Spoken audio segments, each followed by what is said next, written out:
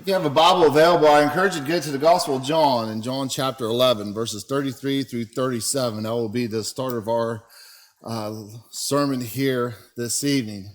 While you are turning there, let me say it's awesome to have the opportunity to preach before you here tonight. We have visitors here, and they're not strangers to us, and I do appreciate the time I spent with the Kazmerskis this afternoon, and I don't know when I ever had a bad opportunity to spend time with the Kazmerskis. I've always enjoyed the opportunity to talk to Jason and Jen, and it's great to see Sarah as well. And I got introduced to the Kazmerskis when Sarah came to our congregation over at Westside, and ever since then, it seems like we've seen each other everywhere. It's not necessarily been at Thomas and Run. It's not necessarily been at Clarksburg. It's been usually Marietta or somewhere else, and it's great to have the opportunity to spend time with you guys today.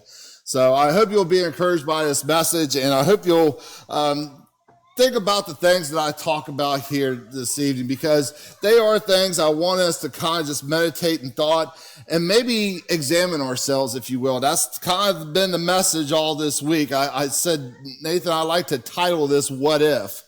And the reason being is because there are some things that we just kind of just normally think that this is really about this, but it may be just a little bit more than just about the subject at hand. And tonight I want to talk about when Jesus wept and then the pain and the that he was going through. And maybe ask ourselves, is there maybe something that's going on that we don't realize? And if you will follow along in John chapter 11, verses 33 through 37, it says, when Jesus therefore saw her weeping, and this is at the time when that he has come before them, he says, the Jews were also weeping, which came with her, and he groaned in spirit and was troubled. And they said, where have ye laid him? And they said unto him, Lord, come and see. Jesus wept. And then he said to the Jews, behold, how he loved him. And some said, could not this man, which have opened the eyes of the blind, have caused that even this man should not have died? And what I want us to think about, like really off the very beginning, if you understand what has been going on, it seems like the continuing pandemic of the opioid addiction. And I've been trying to reach out and try to help those who have struggled with addiction. I have close friends that really have not only taken the work of evangelism, but they've also taken the work of trying to help people recover, not just recover through some program, but also recover with Christ in mind. And I've been encouraged by these individuals down in my area that has done this. And I've looked through some of the documentaries when they talk about the opioid crisis, and there's just a variety of opinions that are out there concerning this unfortunate thing that we are struggling with. And one of the things that I have found that is interesting, and I can kind of personally relate to, is we are become a society that when it comes to having physical pain, we will go to extreme lengths not to go through it. And this is why we have the problem that we have sometimes. It's because when it comes to having knee surgery, or when it comes to having a hysterectomy, when it comes to having certain surgeries and they involve extreme pain, we have found ways to kind of block that pain. And I even find myself anymore when I've had surgeries, when they give me a prescription, I may take it once, but once is enough for me. Because I do worry of falling into so many traps when it comes to this pandemic, of where people want to get rid of their pain and don't realize that they can fall into the snare of addiction. Sometimes we think that when people are in this kind of situation, we think that they are scum of the earth, and they're just average people like you and me that fall into the trap of the opioid addictions. And if we are individuals that are trying to do the best that we can to avoid physical pain, would we not try to do the same thing when it comes to the mental anguish that we deal with? We realize, and we don't realize sometimes when it comes to that kind of mental struggles that we have, we try to find ways to get out of it. I can remember as a young kid, I listened to Ray Stevens. One of my first concerts was at the Capitol Music Hall, and it was with Ray Stevens. And I remember he played a song called Happy Hour is the Saddest Time of the Day. And it's a credible amount of truth there when we see that sometimes when some people are so full of misery, they'll find something to try to get rid of that pain.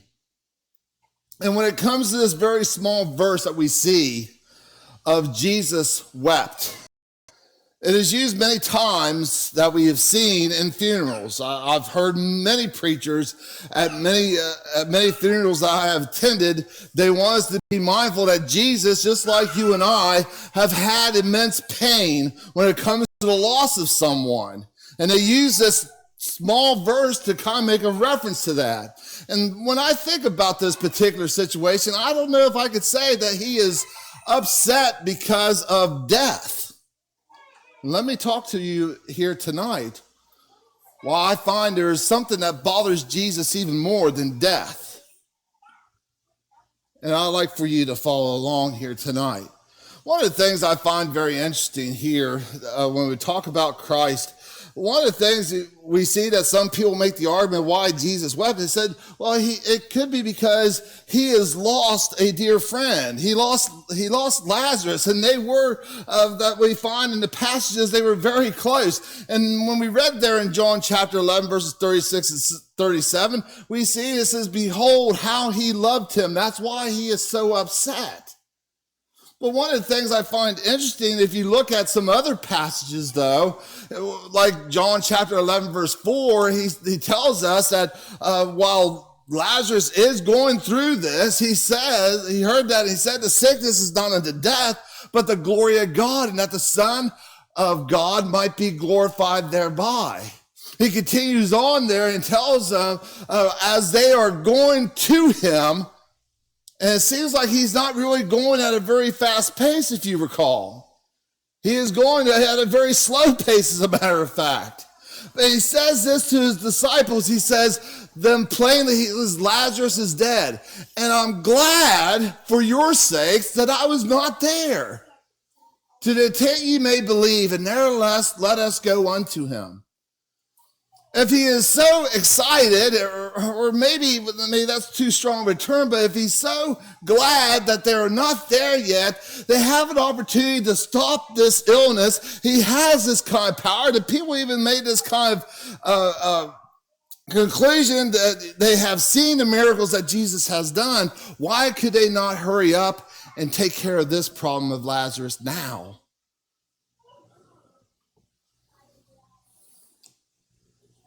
Remember in verse 4 that he tries to reassure them that they don't understand that Lazarus is not going to die from sickness.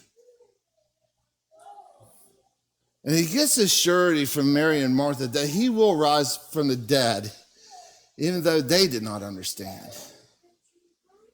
Consider that Jesus, for the most part, has not been about him. Remember there in Hebrews chapter 5, verses 7 through 9. When the Hebrew writer reminds us that Jesus wept during prayer in the Garden of Gethsemane. He was going to go through some very difficult things. Why would Jesus weep even though he knows that he is going to have the opportunity to raise him from the dead? Look there, he says to Mary and Martha, he says, you shall rise again. And Martha says to him, says, I know he shall rise again in the resurrection at that last day. Even though Lazarus has passed on, she does still carry this assurance of there's a day that's going to come. She's heard this from Christ. So why would he do this? I want you to consider some things here tonight, if you will. One of the things I want you to consider, and I want you to look from like 2 points here. I want you to look. Here's Jesus and the disciples have been told that Lazarus is sick and he needs you to come.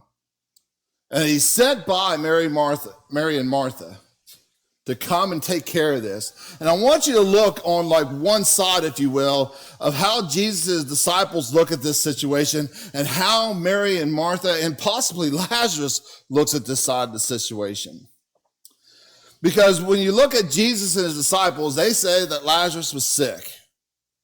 Yeah, a lot of us follow along in football, and we've heard about what happened to Tua Tagovailoa, and when they talk about he has an injury to his head, we say to ourselves, he had a concussion. They don't want to say that, but that's what happened.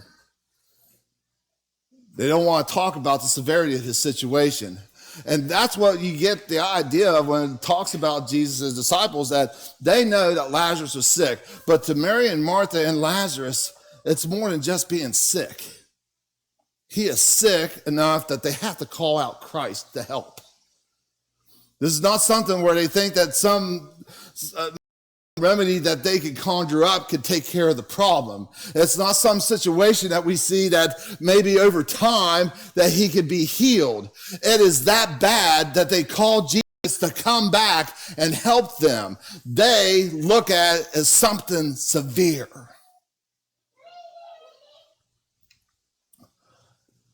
Jesus will tell his disciples that the sickness will not end in death. Mary and Martha and Lazarus don't really have that kind of comfort, though.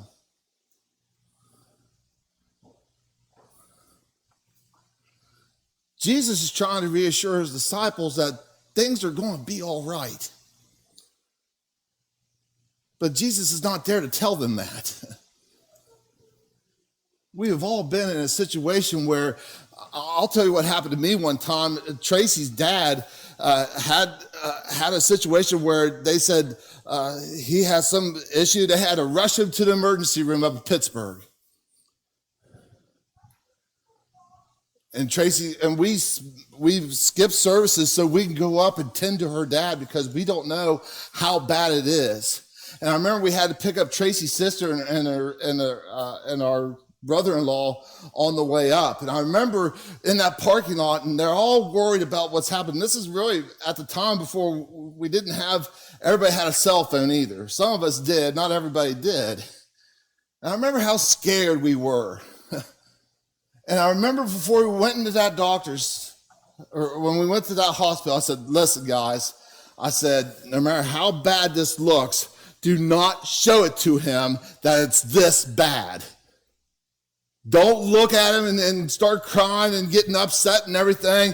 Let's carry a strong, brave face when we get in there. And we rush up there and we get in there, and there he is watching the football game.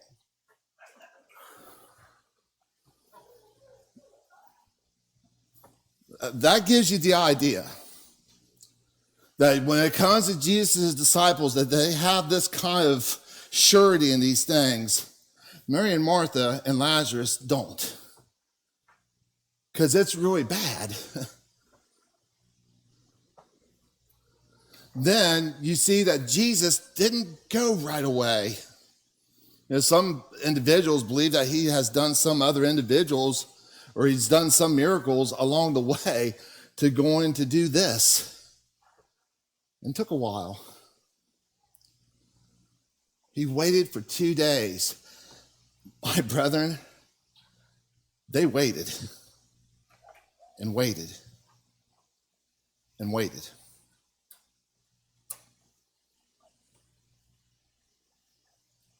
Harold doesn't seem like he can't stop telling me about Aaron Rodgers. And it seems like it's every 2 seconds. And it's like, when will this suffering ever end? But haven't we ever felt that way when it seems like minutes are eternity? Seconds seem like they drag forever. Maybe you're bored of my preaching and you're looking back at your clock and wondering when this is going to be over. But think about how they're waiting 2 days for Jesus to show up. And the anxiety and the anguish that they must feel that he's not there yet.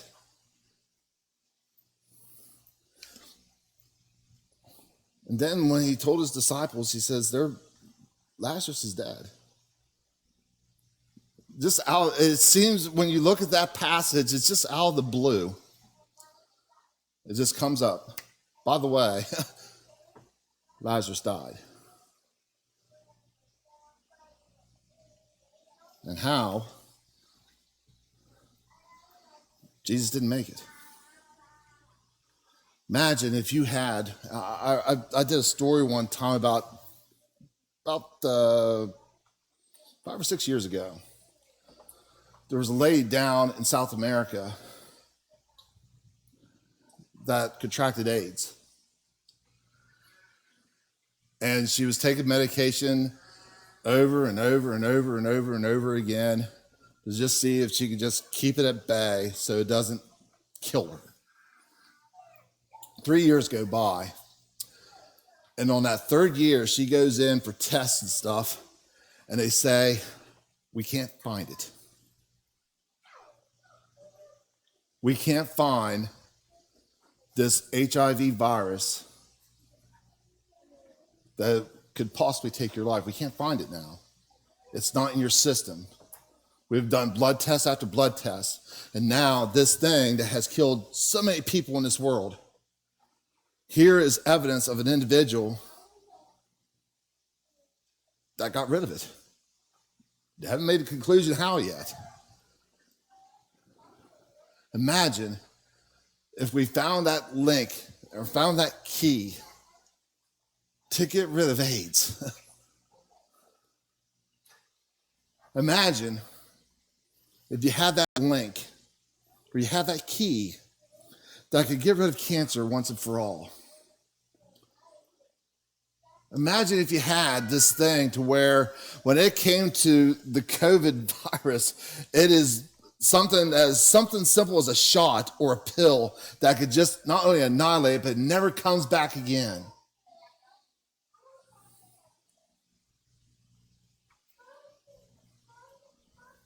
The key and the cure for Lazarus' infirmity was Christ. And while they wait for him to show up, Lazarus will die.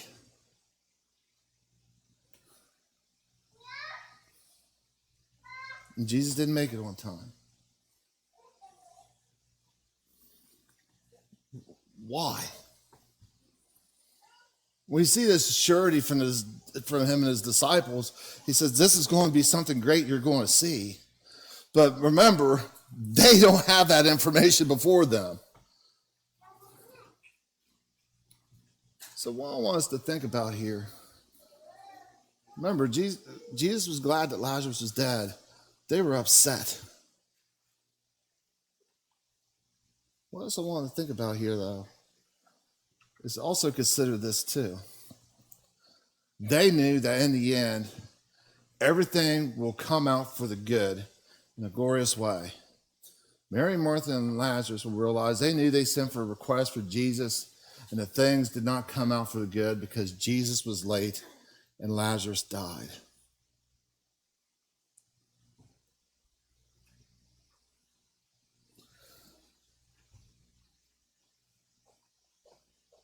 Think about how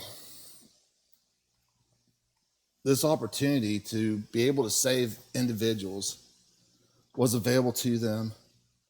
And think about how, while they're on pace to go and do something great, they are waiting for him to show up and tell him the bad news. I believe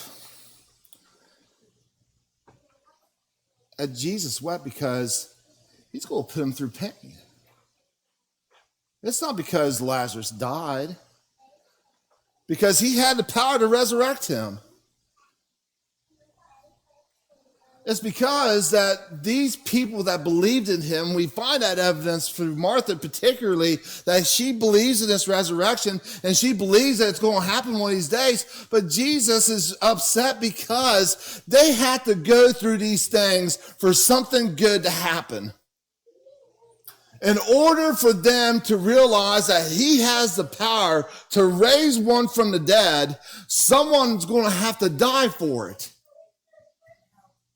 And it's going to be someone that's not only close to Jesus, but it's close to his friends. And their friends are struggling to understand, why, Jesus, did you take so long to come here and just heal my sick brother, your friend?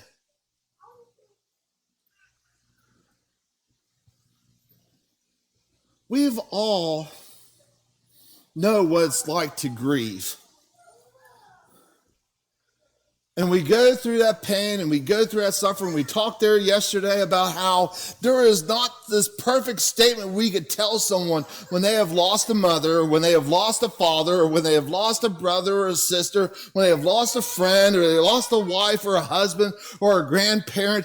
We don't know the right thing or the great thing to say to comfort and assure them. Imagine Jesus seeing that here is these great people that they think the world of, and they got to suffer, and they don't really understand what he is able to do.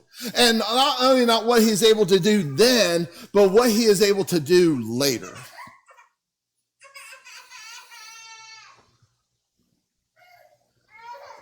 He weeps because they're going to be put through pain, and may not understand why they have to go through his pain. Remember there in 2 Corinthians chapter 1 and verse 3, when he starts talking to them and he tells them about how blessed be God, even the Father of our Lord Jesus Christ, the Father of mercies and the God of all comfort. Maybe you have heard those kind of statements, especially when it's been the issue of pro-life and pro-choice, and people get upset when we talk about how we are individuals that believe in life and believe in the value of life, and they tell us that when it comes to these things of death, it says, well, you can't just pray to God through it. Well, yeah, you can. Because, brethren, we haven't really seen the full capacity and power of God. We may have read of these miracles, and may have seen or seen things in our lives that we have no explanation to make a conclusion on. There's no logic. There's no science. There's no evidence that can make a conclusion that this has something to do with some individual here on earth. No, it's God that should be involved in this. I remember one time I was at a football game officiating, and it went from supposed to only last an hour to last a couple hours. And I was supposed to be somewhere. And I thought, I am going to be in so much trouble. Then all of a sudden, in the middle of this game, the coach on the other side is so frustrated. He comes up to the other refs and he says, I want to forfeit. All right.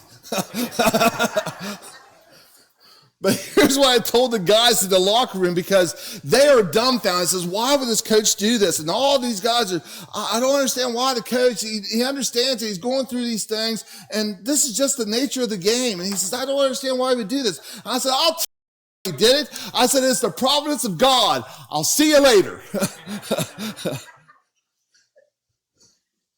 It is. For me, it is. That may be hard for them to understand, but for me, it's not. God heard my prayer, and sometimes we forget about the things that God has done for us, and we went in prayer for him and said, God, please do something for us to help us out in this situation. And when he does, how do you respond?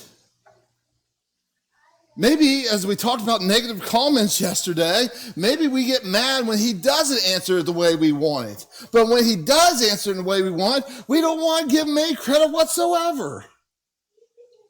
I still remember the night when my wife came to me, and we wasn't even married a year yet, and she said, listen, we got approved for our house, the house we still live in right now. And I remember sitting on our day bed in the apartment. We sat there and we prayed. Because it wasn't because we were both working and we had good jobs. It wasn't because we were financially smart about going and approach this house. This is why we got it. It's because God helped us out in this. Don't be afraid to give him credit.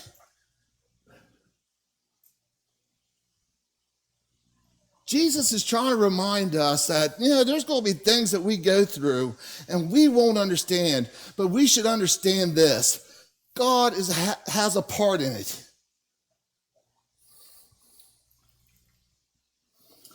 Look there in Psalms chapter 62, verse 8. Sometimes I use a certain passage out of certain translations, and this is how the easy to read version. And it's just a derivative from the English Standard. And this is what is written. He says, people, always put your trust in God and tell him all your problems. And then there's that little Salah, the pause. I can guarantee Jared used a sermon one time up here that talks about that Salah, that pause when you read Psalms. Because I stole a sermon. But that's another story. But it's very interesting because it makes you sit back and think about what is just being said there. Take time to think and kick back and think about all the great things God has done for you. Not all the bad things or all the things that didn't go your way, not the job that, remember yesterday we talked about the job we didn't get, or we talked about the opportunity to try to help someone through a disease and it didn't end up the way you wanted it to be. Think about what he has done for you that has been good.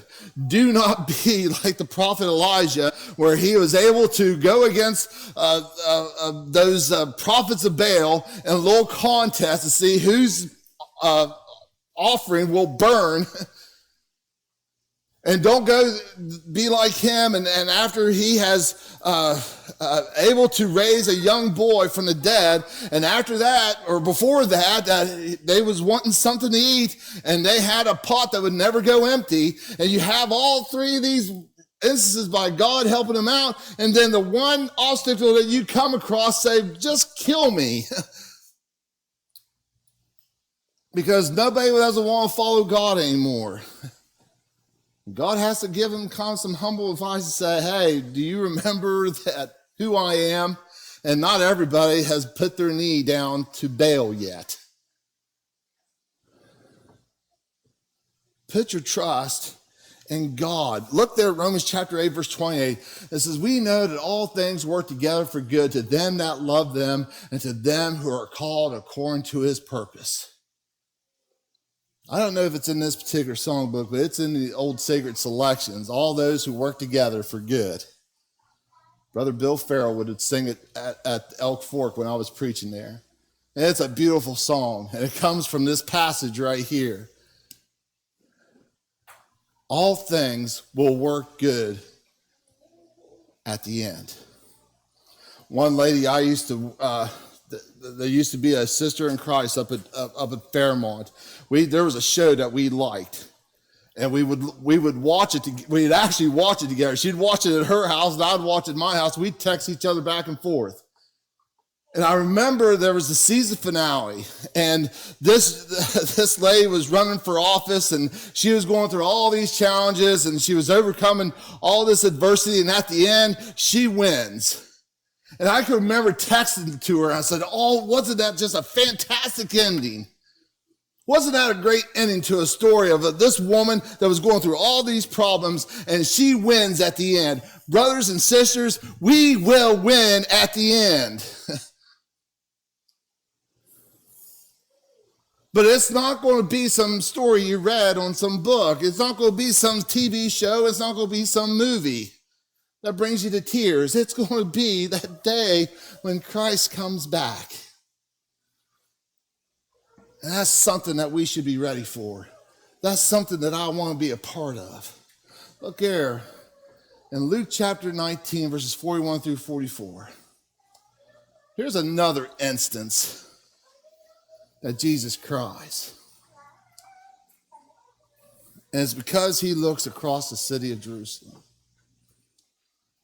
He came near Jerusalem, looking at that city, and he began to cry over it. And look how he responds. He goes, I wish you knew today what would bring you peace.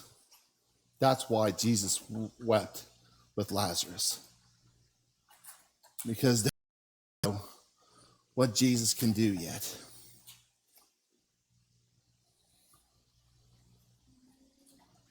I wish you knew today what would bring you peace, but it is hidden now. now. A time is coming when your enemies will build a wall around you and hold you on all sides, and they will destroy you and all your people, and not one stone of your buildings will stay on top of another. All this will happen because you did not know the time when God will come. Brethren, if I knew everything about Christ and his plans, remember, John tells us, I haven't written everything that I have seen when it came to my experience with Christ, but I write these things so you may believe. But imagine if we knew the complete game plan when it comes to Jesus Christ. I mean, we know every jot and tittle that comes to what Jesus has his intentions here on earth. Would you change your mind a little bit when it comes to one another? If I knew God's pain, like he knows mine, would I act a little bit different towards someone? Remember, there's been times that God has changed his mind. Repentance is not something that just belongs to you and I. God has changed his mind when it came to destroying this world. Twice. Well, let me rephrase that. That second time, I'm talking about the city of Nineveh where he wanted to destroy. And when he saw the attitude of the individuals, he changed his mind. That's why Jonah was angry.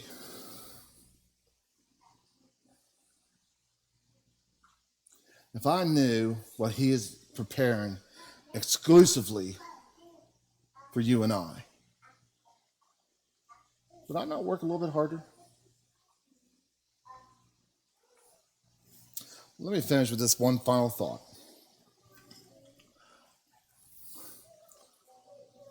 I had a lady that I went to school with. Her name is Nancy Kester. Nancy, if you're listening, I told you I was stealing this, so. But she sent a thing to me on her devotional today that says that you and I need to be like an ice cream truck. I don't know about you up here around Wellsburg and some of the areas, but down home when my kids were growing up, we had an ice cream truck that would go through Boaz. And we heard it. And there was one particular comedian would talk about, when it came to the ice cream truck, it seemed like the whole world just stopped. You looked for money, you wanted to make sure that everybody got something, and you wanted to make sure you got what you wanted. But when you heard that bell on that ice cream truck, it just seemed like everything just changed. Everybody stopped what they're doing, and let's find where that ice cream truck's at.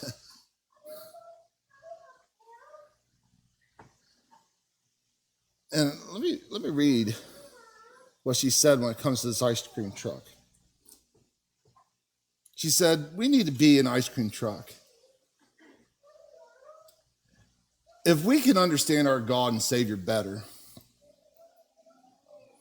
we would be finding ways to lift other people's spirits. We'd find ways to brighten their day. We would try to compliment them. We'd try to understand them. We'd try to thank them. Maybe you remember the passage there in Galatians chapter 6, verse 10, where it reminds us when we have an opportunity to do good to anyone, we should do it. But we should give special attention to those who are the family of believers. He continues on in that passage and talks about the importance of how Jesus Christ's sacrifice should give us that better understanding. If you look there, I think verses 11 and 12.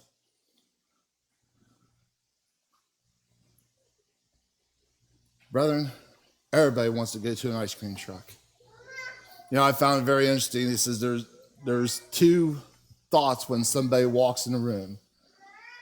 They're either happy that you're here or they'll be happy when you leave. What kind of individual are you?